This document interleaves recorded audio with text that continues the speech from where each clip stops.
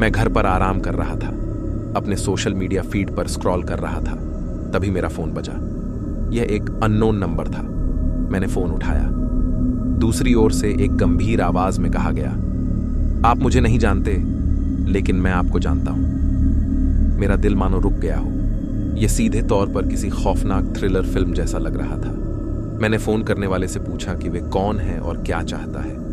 उसने मेरे प्रश्नों का सीधे उत्तर नहीं दिया, बल्कि एक विचित्र एकालाप शुरू कर दिया। उसने विस्तार से मेरे डेली रूटीन का वर्णन करना शुरू किया। मैं कहाँ काम करता था, मैंने नाश्ते में क्या खाया, यहां तक कि मेरे कमरे की दीवारों का रंग भी।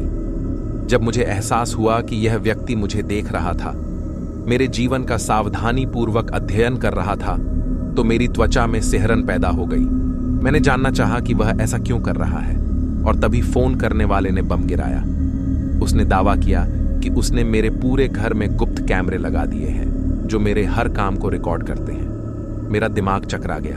सोच रहा था कि क्या यह कोई शरारत है या किसी विक्षिप्त साइको का मौज मस्ती का विचार है। फोन करने वाले की आवाज ठंडी हो गई और उसने कहा, मेरे पास आपके लिए एक प्रस्ताव है। यदि आप अपने रहस्यों को सुरक्षित रखना चाहते हैं, तो आप बिल्कुल वैसा ही करेंगे जैसा मैं कहूंगा। उसने कार्यों की एक लिस्ट बताई, जिसमें हर टास्क पिछले से भी अधिक परेशान करने वाला था।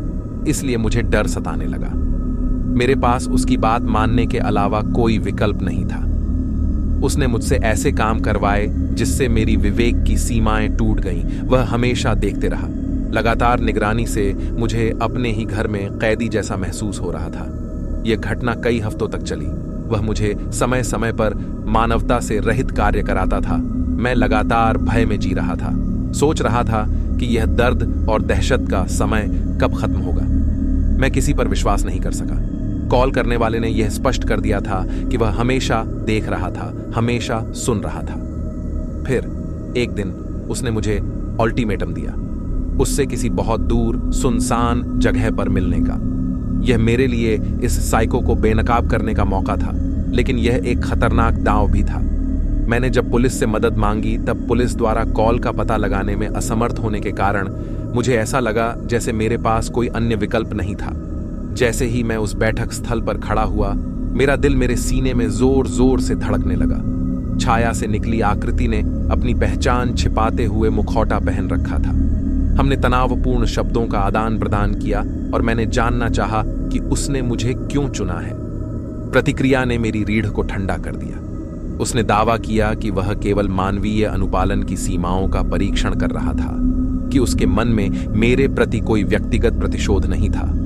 जाते जाते उसने मुझे पुलिस के पास न जाने की धमकी दी थी, और इसके साथ ही वह वापस अंधेरे में गायब हो गया और मेरे पास जवाब से ज्यादा सवाल छोड़ गया।